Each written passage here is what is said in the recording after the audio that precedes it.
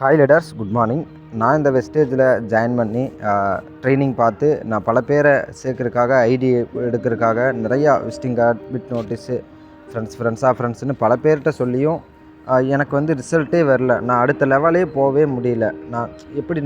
நான் யோசித்தேன், எல்லோரும் அடுத்தடுத்த லெவல் போகிறாங்க, நான் மட்டும் இருந்த இடத்துலே இருக்கிறேன்.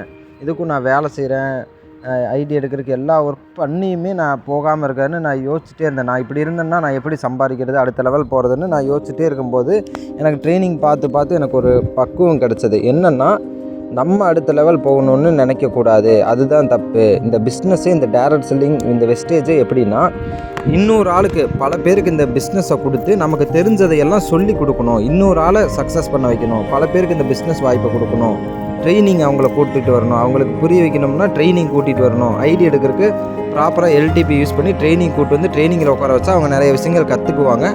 அதுக்கப்புறம் டவுட்ஸ் கேட்டால் கிளியர் பண்ணி அவங்களுக்கு நல்லது பண்ணால் நம்ம சக்ஸஸ் பண்ணிடுவோம் அப்படிங்கிறத புரிஞ்சுக்கிட்டேன். தேங்க்யூ. Wish you well.